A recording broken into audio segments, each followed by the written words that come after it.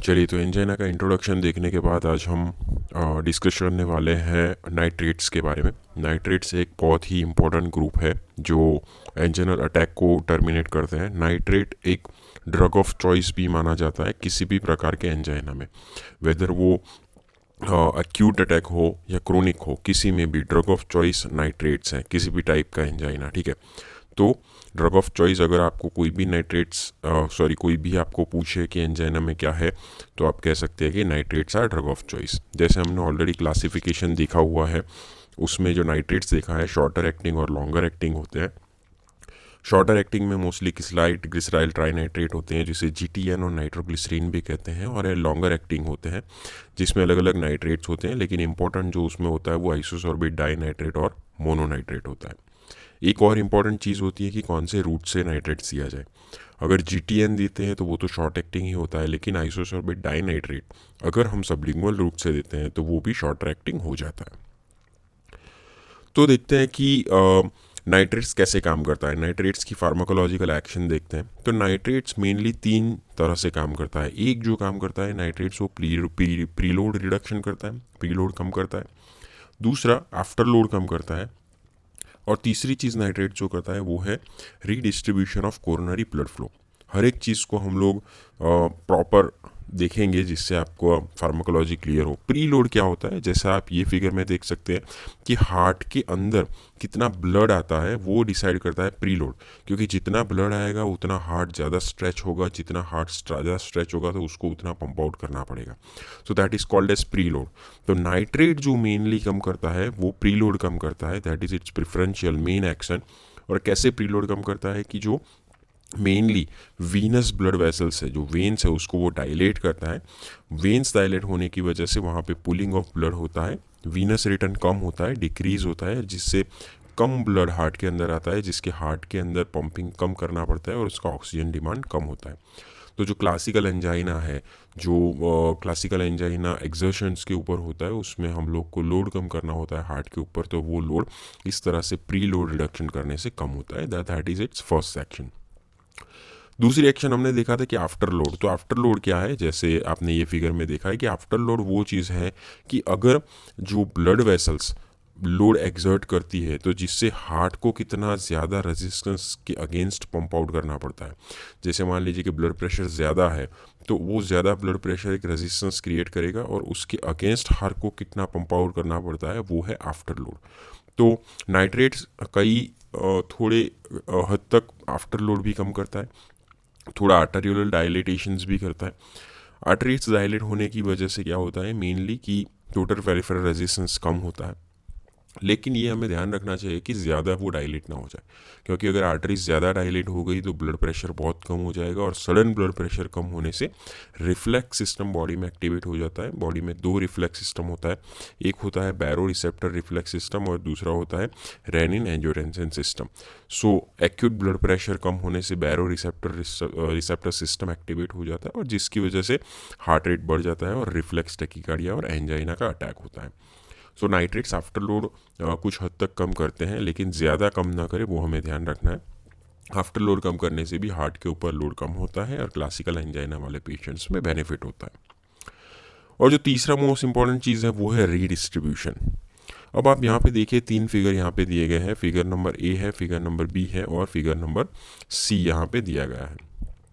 तो यहाँ पे आप देखिए कि फिगर नंबर ए क्या दिखा रहा है। फिगर नंबर ए यहाँ पे दिखा रहा है कि यहाँ पे एथेरोस्क्लेरोटिक प्लेक है, ये एक एथेरोस्क्लेरोटिक प्लेक है, और वो एथेरोस्क्लेरोटिक प्लेक की वजह से उस आर्म में यहाँ पे इस जगह पे ये मसल है, मान लीजिए कि यहाँ पे मसल्स है, तो वहाँ पे ब्लड फ्लो ये कम हो गया है, there is decrease in the blood flow, जो सेम होता है अंजाइना में। सो मायोकार्डियल परफ्यूजन यहाँ पे कॉम्प्रोमाइज़ हुआ है। अभी मायोकार्डियल परफ्यूजन कॉम्प्रोमाइज़ होने से क्या होगा कि लोकल कुछ टिश्यू फैक्टर्स रिलीज होते हैं, कुछ केमिकल्स रिलीज होते हैं, और वो छोटी ब्लड वेसल्स होती है उसको डायलेट करने का ट्राई करते हैं कि जिससे हो सके उतना ब्लड ज़्यादा वो कॉम्प्रोमाइज एरिया में पहुंच सके, लेकिन वो ऑब्वियसली इनफ नहीं रहता। तो हमको और दूसरी जगह पे है, ये जगह पे ये मसल्स है, ये मसल्स में क्या है कि यहाँ पे ब्लड सप्लाई कंप्लीट है, तो यहाँ पे अच्छा ब्लड सप्लाई है, यहाँ पे हमें बढ़ाने की ज़रूरत नहीं है। तो कहने का मतलब ये है कि मसल में कहाँ पे ब्लड सप्लाई कम है वो जानना बहुत ज़रूरी है। ये मसल एरिया अफेक्टेड है जहाँ पे कम ब्लड सप्लाई है, इसमें ओके है। तो हमें ऐसा कुछ करना होगा, ऐसे ब्लड फ्लो बढ़ाना होगा कि जिससे जो यहाँ पे कम ब्लड सप्लाई है यहाँ पे ब्लड सप्लाई हम बढ़ा सके और इधर का ब्लड सप्लाई इंटैक्ट रख सके। तो नाइट्रेट्स क्या करता है कि जो नाइट्रेट्स होता है वो मेनली जो काम करता है वो जो बड़ी ब्लड वेसल्स है उसको डायलेट करता है। तो ये आप देख रहे हैं कोलेटरल डायलेटेड यहाँ पे लिखा है, तो ये जो बड़ी ब्लड वेसल्स है उसको डायलेट करता है। वो डायलेट होने से क्या होता है कि जो ब्लड सप्लाई जो एरिया में कॉम्प्रोमाइज्ड है वहाँ पे वो ज़्यादा पहुँचता है, और जहाँ पे ऑलरेडी अच्छा है, जहाँ पे ऑलरेडी ब्लड सप्लाई अच्छा है वहाँ पे वो कंस्ट्रिक्टेड रहती है। तो उसकी वजह से ये जो पार्ट है यहाँ पे ब्लड सप्लाई बढ़ जाता है। सो इसे बोलते हैं redistribution of coronary blood flow, कि जहाँ पे कम है वहाँ पे ब्लड सप्लाई बढ़ाना। तो नाइट्रेट्स ये काम करता है। क्या हो अगर हम छोटी ब्लड वेसल्स को डायलेट करने वाली ड्रग देंगे? मान लीजिए कि यहाँ पे एक ड्रग है जिसका नाम है डाइपाइरिडामोल। तो ये डाइपाइरिडामोल क्या करती है कि ये जो बड़ी ब्लड वेसल्स है उसके ऊपर नहीं काम करती है, ये छोटी ब्लड वेसल्स को डायलेट करती है। अब छोटी ब्लड वेसल्स को डायलेट करने से क्या होगा कि ऑलरेडी जहाँ पे अच्छा ब्लड सप्लाई है वहाँ पे ब्लड सप्लाई बढ़ जाएगा, और जहाँ पे ऑलरेडी कंप्रोमाइज्ड है वहाँ पे नहीं बढ़ेगा।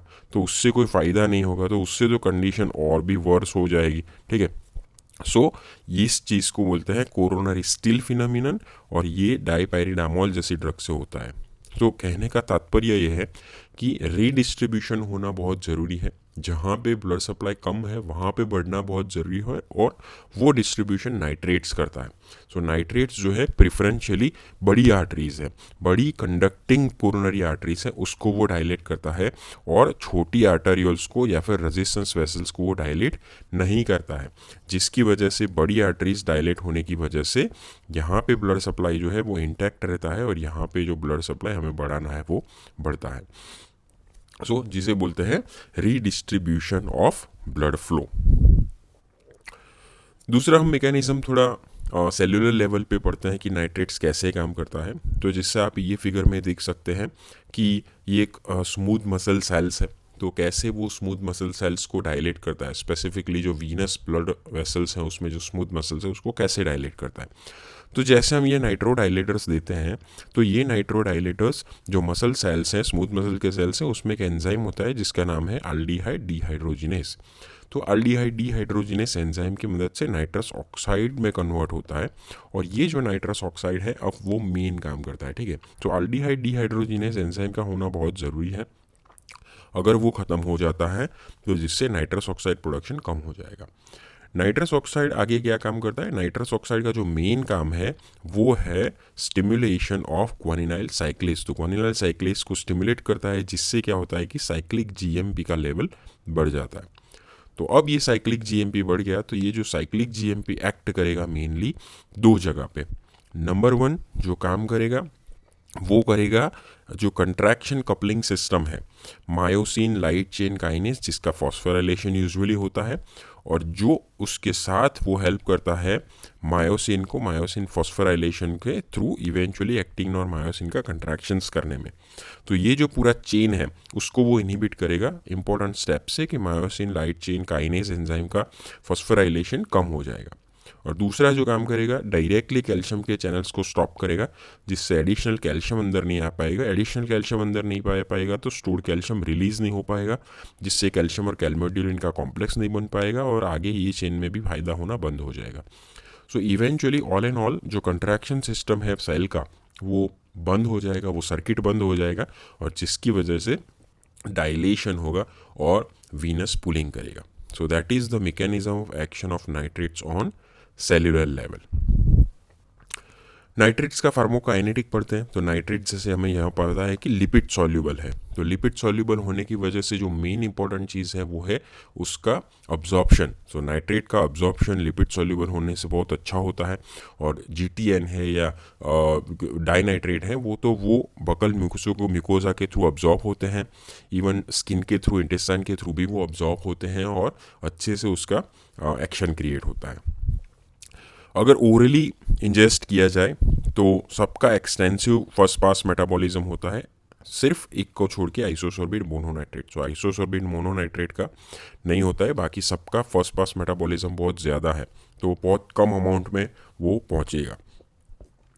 जीटीएन और आइसोसोर्बिट डाइनाइट्रेट है वो अगर सबलिंगुअल रूट से दिए जाए तो शॉर्टर एक्टिंग की तरह काम करते हैं, और अगर ओरल रूट से दिए जाए तो लॉन्गर एक्टिंग की तरह काम करते हैं। तो कई बार आपको नीट में ऐसे क्वेश्चंस भी पूछे जाते हैं।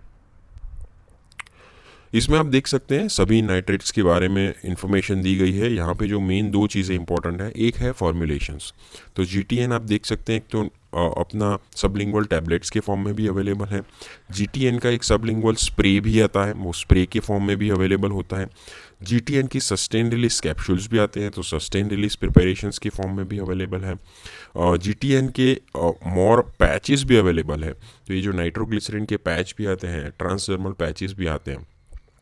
फिर आता है आइसोसोर्बिट डाइनाइट्रेट, अगेन टैबलेट फॉर्म में अवेलेबल है और सबलिंगुअल फॉर्म में अवेलेबल है। ये most commonly Sorbitrate brands use होती है आइसोसोर्बिट डाइनाइट्रेट की। और फिर जो होते हैं वो टैबलेट फॉर्म में दिए जाते हैं, लॉन्गर एक्टिंग नाइट्रेट्स होते हैं। अगर आप ड्यूरेशन ऑफ एक्शन यहाँ पे देखेंगे तो आप देख सकते हैं कि अगर सबलिंगुअल रूट से दिए जाए तो क्विक एक्शन होती है, लेकिन ये सब जो है ये काफ़ी लंबे समय तक काम करते हैं। जैसे डाइनाइट्रेट हो गया, मोनोनाइट्रेट हो गया, 6 से 10 घंटे तक उसका ड्यूरेशन ऑफ एक्शन है। यहाँ पे भी ड्यूरेशन ऑफ एक्शन बहुत ज़्यादा है, जबकि जीटीएन का ड्यूरेशन ऑफ एक्शन कम है, 10 से 30 मिनट में एक्शन करता है अगर सबलिंगुअल रूट से दिया जाए तो। सेम अगर ओरल रूट से दिया जाए तो वो लॉन्गर एक्टिंग काम करता है, 4 से 8 घंटे। तो नाइट्रेट्स को अगर ओरल रूट से दिया जाए तो लंबे काम करता है, लेकिन सबलिंगुअल रूट से स्पेशली अगर ये दो जीटीएन और आइसोसोर्बिट डाइनाइट्रेट दिए जाए तो वो क्विक एक्टिंग होते हैं, बहुत क्विकली एक्शंस क्रिएट करते हैं। मेन इंपॉर्टेंट है adverse drug reaction profile. Nitrate से अब क्या नेगेटिव इफेक्ट्स होता है, तो होता है fullness in head, throbbing head एक बहुत ही कॉमन चीज़ है नाइट्रेट्स देने से ये होता है। क्यों होता है? क्योंकि वाजो डायलेटेशंस होता है, आर्टेरियल डायलेटेशंस होता है, जिससे जो ब्लड वेसल्स है डायलेट होती है और रिफ्लेक्स टेकिकार्डिया होता है, और रिफ्लेक्स टेकिकार्डिया की वजह से palpitation, throbbing headache, flushing of skin, ये सब होना बहुत कॉमन है। मोस्ट इंपॉर्टेंट चीज़ है नाइट्रेट्स के थ्रू वो है टॉलरेंस, एक्यूट टॉलरेंस। ये टॉलरेंस आपको पता है कि टॉलरेंस क्या चीज़ है। मीन्स कि किसी भी ड्रग का सेम डोज पे अगर फ्रिक्वेंटली दिए जाए तो उसका इफेक्ट धीरे धीरे कम होने लगता है। तो नाइट्रेट्स का भी सेम ही है, अगर नाइट्रेट्स को क्रोनिकली दिया जाए तो उसका इफेक्ट धीरे धीरे कम हो जाता है। रीज़न क्या है? हाइपोथेटिकली ऐसा रीज़न माना जाता है कि जो सेल में हमने देखा था कि सल्फाइड्रिल रेडिकल्स होते हैं या फिर अल्डोस्टेरोन डिहाइड्रोजिनेस एंजाइम होता है जो नाइट्रस ऑक्साइड प्रोड्यूस करता है, वो कम हो जाता है और उसकी वजह से नाइट्रस ऑक्साइड प्रोडक्शन कम हो जाता है। तो इसीलिए नाइट्रेट्स का एक्शन रखने के लिए, इंटैक्ट रखने के लिए आपको 8 से 10 घंटे का नाइट्रेट फ्री इंटरवल बहुत रखना ज़रूरी है। तो नाइट्रेट फ्री इंटरवल रखें 8 से 10 घंटे का, अगर पैच भी यूज़ कर रहे हैं तो। सो नाइट्रेट्स देना क्रोनिकली एक अच्छा ड्रग नहीं है। क्रोनिक ट्रीटमेंट में आपको दूसरे ड्रग के ऊपर जाना चाहिए। नाइट्रेट्स एक्यूट बहुत अच्छा ड्रग है। जैसे हमने बात की रिफ्लेक्स टैकिकार्डिया होता है तो फ्लशिंग भी होता है, स्वेटिंग, पाल्पिटेशन, डिजीनेस, फेंटिंग, ये सब भी होता है, और लाई डाउन अगर पेशेंट करता है तो उससे सिम्टम्स चले जाते हैं। अल्कोहल से सिम्टम्स बढ़ते हैं क्योंकि अल्कोहल भी देने से एक्यूट वाजोडाइलेशन होता है और ये जो सिम्टम्स है वाजोडाइलेटरी सिम्टम्स है वो ज़्यादा बढ़ते हैं। नाइट्रेट से मिथमोग्लोबिनीमिया भी होता है और कुछ नाइट्रेट से रैशेज भी होता है। So these are the common adverse drug reactions of nitrates. दूसरा एक चीज़ है डिपेंडेंस। नाइट्रेट्स अगर लॉन्गर टाइम दिए जाए तो पेशेंट का बॉडी डिपेंड हो जाता है और जिसकी वजह से अगर सडन विड्रॉल किए जाए तो कोरोनरी स्पाज्म भी होते हैं, उसके एमआई के अटैक्स भी आते हैं। तो इसीलिए नाइट्रेट्स का अगर विड्रॉल करना है तो उसका विड्रॉल हमें ग्रेजुअल, धीरे धीरे करना पड़ेगा। बहुत इंपॉर्टेंट ड्रग है इंटरैक्शंस, उसमें है सिल्डेनाफिल। सिल्डेनाफिल भी एक वाजोडाइलेटरी ड्रग्स है, वो फॉस्फोडाइरेस्ट 5 को इनहिबिट करती है। वाइग्रा ब्रांड नेम बहुत ही फेमस है, इरेक्टाइल डिसफंक्शन में यूज़ होता है, पेनाइल इलेक्शंस के लिए यूज़ होता है, वो वाजोडाइलेटरी ड्रग है। तो नाइट्रेट्स के साथ आप कोई भी वाजोडाइलेटरी ड्रग ना दें। क्यों? क्योंकि नाइट्रेट्स ऑलरेडी वाजोडाइलेटेशंस करता है। अगर आप और कोई वाजोडाइलेटरी ड्रग देते हैं साथ में तो जिससे ट्रेमेंडस वाजोडाइलेशन होता है और रिफ्लेक्स टैकिकार्डिया बहुत बढ़ जाता है, जिससे एमआई का अटैक्स आने का चांसेस बढ़ जाता है, इवन डेथ्स भी रिपोर्ट हुए हैं। सो इसलिए कोई भी हाइपोटेंसिव या फिर वाजोडाइलेटरी ड्रग्स नाइट्रेट्स के साथ देना with in 24 hours it's very risky. तो नाइट्रेट्स कहाँ पे यूज़ होता है? ऑब्वियसली पहला यूज़ है एंजाइना पेक्टोरिस। किसी भी पेनफुल सिचुएशन हो, अगर चेस्ट पेन हो रहा हो पेशेंट को तो आप नाइट्रेट्स दे दीजिए। विद इन 5 मिनट्स अगर वो चेस्ट पेन नहीं हो रहा हो तो फिर से आप नाइट्रेट दीजिए, अगर नहीं हो रहा हो फिर से आप 3 बार नाइट्रेट्स दे सकते हैं, जिससे पेशेंट्स को आप सेव कर सकते हैं, उसे हॉस्पिटलाइज कर सकते हैं। तब तक हॉस्पिटल में जाने के लिए आपको टाइम मिल जाएगा। तो बहुत लाइफ सेविंग ड्रग है, वो आप दे सकते हैं सबलिंगुअल रूट से। और नाइट्रेट्स ऑब्वियसली एक्यूट अटैक को टर्मिनेट करने के लिए बहुत इंपॉर्टेंट है, जैसे हमने बात की, और एज एंड व्हेन बेसिस पे ही दिया जाता है। नाइट्रेट्स के अलग अलग फॉर्म्स अवेलेबल हैं। ट्रांसम्यूकोजल सिस्टम भी है जो लीप के नीचे रखा जाता है, आईवी भी दिया जाता है कई कभार कई केसेस में। बिकॉज उसमें टॉलरेंस और डिपेंडेंस जैसी नेगेटिव चीज़ें हैं तो नाइट्रेट्स का ज़्यादातर लॉन्गर टर्म यूज़ नहीं होता है। क्रोनिक ट्रीटमेंट के लिए कैल्शियम चैनल ब्लॉकर्स या बीटा ब्लॉकर्स जैसी ड्रग को ज़्यादा यूज़ किया जाता है। दूसरा यूज़ है मायोकार्डियल इन्फाक्शन। वैसे तो मायोकार्डियल इन्फाक्शंस में और सब ड्रग्स ज़्यादा यूज़ होती हैं, लेकिन जब ब्लड फ्लो डिक्रीज़ होता है और इन बेसिकली मायोकार्डियल इन्फाक्शन है क्या, तो मायोकार्डियल इन्फाक्शन वही है कि किसी भी ब्लड सप्लाई किसी भी एरिया में, हार्ट के किसी भी एरिया में कम होता है, बहुत ही कॉम्प्रोमाइज़ होता है, तो वहाँ पे टिश्यू का डेथ होने लगता है, और जिसे बोलते हैं हम मायोकार्डियल इन्फाक्शन। तो उसी के बारे में ये थोड़ा बहुत है कि मायोकार्डियल इन्फाक्शंस अगर चेस्ट पेन है तो उसमें हम लोग ईसीजी करते हैं और साथ में एक दूसरे केमिकल मार्कर्स भी देखते हैं, और उसके ऊपर से हमें उसका सिवियरिटी पता चलता है। एक होता है अनस्टेबल एंजाइना, जिसमें क्या होता है कि यहाँ पे अभी इनकम्प्लीट वेस्कुलर ऑब्स्ट्रक्शन होता है। यहाँ पे कोई भी प्रकार का मायोकार्डियल इन्फाक्शन नहीं होता है, नेक्रोसिस नहीं होता है, कोई बायोकेमिकल मार्कर्स रेज नहीं होते हैं, और एसटी एलिवेशन भी नहीं होता है। अनस्टेबल एंजाइना में एथेरोस्क्लेरोटिक प्लेक रप्चर होता है, और ये आप कह सकते हैं कि अर्लियर स्टेज है। उसके बाद होता है नॉन एसटी एलिवेशन, जहाँ पे इनकम्प्लीट अब्जॉर्प्शन ऑब्स्ट्रक्शन होता है, थोड़ा बहुत नेक्रोसिस होता है और थोड़े बहुत मार्कर्स रेज होते हैं, लेकिन कंप्लीट एसटी एलिवेशन नहीं होता है। और एक होता है कंप्लीट एसटी एलिवेशन, जहाँ पे कंप्लीट ब्लॉक होता है, लार्जर एरिया ऑफ मायोकार्डियम वो नेक्रोसिस होता है, बायोकेमिकल मार्कर्स भी अच्छे से रेज होते हैं, और आपको एसटी एलिवेशन ईसीजी में दिखता है। तो ये क्लासिकल मायोकार्डियल इन्फाक्शन है। तो अनस्टेबल एंजाइना और नॉन एसटी एलिवेशंस जो है उसमें आप दे सकते हैं इस प्रकार से। मायोकार्डियल इन्फाक्शंस में आपको और ड्रग्स देनी ज़्यादा इंपॉर्टेंट होती है। अगर कंप्लीट ऑब्स्ट्रक्शन होता है तो उस टाइम पे आपको रिवेस्कुलराइजेशन करना वो की ज़रूरत ज़्यादा होती है। वहाँ पे जीटीएन आप मत दीजिए। अगर ब्लड प्रेशर 90 से कम हो, ऑलरेडी नाइट्रेट्स वाजोडाइलेटरी ड्रग्स है। अगर हार्ट रेट बहुत ज़्यादा हो या फिर बहुत कम हो, या फिर और कोई वाजोडाइलेटरी ड्रग ले रहा हो तो। दूसरा एक यूज़ है नाइट्रेट्स का, वो है सीएचएफ में कंजस्टिव हार्ट फेलियर। जैसे हमें पता है कि कंजस्टिव हार्ट फेलियर में क्या होता है कि हार्ट पंप आउट बराबर ब्लड नहीं कर पाता है, क्योंकि हार्ट के अब जो मसल है पूरी तरह से वीक हो गए हैं या फिर फाइब्रस हो गए हैं, इलास्टिसिटी चली गई है, तो इसलिए ब्लड का कंजेशन होने लगता है, तो हार्ट के ऊपर लोड बहुत बढ़ने लगता है। तो वो लोड कम करने के लिए, स्पेशली प्री लोड कम करने के लिए हम लोग नाइट्रेट्स यूज़ कर सकते हैं। वो वीनस पूलिंग करता है और हार्ट के ऊपर प्री लोड कम करता है। बिकॉज नाइट्रेट्स स्मूथ मसल डायलेटेशंस करता है, तो और कोई स्मूथ मसल कंस्ट्रिक्शन सिचुएशन हो, जैसे ईसोफेजियल स्पाज्म हो गया या फिर बिलियरी कोलिक हो गया ड्यू टू गोल्ड स्टोन और फिर मॉर्फिन जैसी ड्रग्स से, तो उस टाइम पे आप सबलिंगुअल जीटीएन भी दे सकते हैं। तो मसल स्पाज्म जो बहुत है वो भी रिलैक्स होगा, स्मूथ मसल रिलैक्सेशंस होगा। आपने ये मूवी तो देखा होगा नेटफ्लिक्स के ऊपर, करी एंड साइनाइड। अगर नहीं देखा है तो आप देख सकते हैं, जिसमें साइनाइड का यूज़ किया जाता है काफ़ी सारी डेथ्स क्रिएट करने के लिए। तो साइनाइड पॉइजनिंग में भी नाइट्रेट्स का यूज़ है। साइनाइड पॉइजनिंग के केस में नाइट्रेट्स को यूज़ किया जाता है। कैसे? यूजुअली हीमोग्लोबिन जो होता है वो नाइट्रेट्स की मदद से मिथमोग्लोबिन में कन्वर्ट होता है। नाइट्रेट जो है हीमोग्लोबिन को मिथमोग्लोबिन में कन्वर्ट करता है, और जब साइनाइड ऐसे मिथमोग्लोबिन के कांटेक्ट में आता है तो उसमें से बनता है साइन मिथमोग्लोबिन, और उसके साथ अगर सोडियम थायोसल्फेट दिया जाए तो ये जो साइनाइड है सोडियम थायोसाइनाइड बन के यूरिन से बाहर निकल जाएगा। सो साइनाइड को बाहर निकालने के लिए उसको हीमोग्लोबिन को मिथमोग्लोबिन में कन्वर्ट करना बहुत ज़रूरी है। वो काम करता है नाइट्रेट्स। तो नाइट्रेट्स काफ़ी सारे साइनाइड पॉइजनिंग में लाइफ सेविंग है। और भी साइनाइड पॉइजनिंग में ड्रग्स यूज़फुल है बाय द वे। हाइड्रोक्सीकोबालेमाइन जो B12 का ही एक फॉर्म है, वो भी एक यूज़ कर सकते हैं।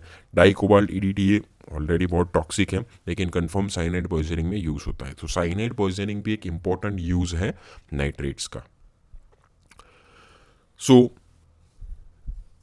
सो यही था नाइट्रेट्स के बारे में। होपफुली आपको नाइट्रेट्स के बारे में चीज़ें पता चल गई होगी, कंसेप्ट क्लियर हो गया होगा। अगर कोई भी डाउट है तो आप हमें पूछ सकते हैं। Thank you very much.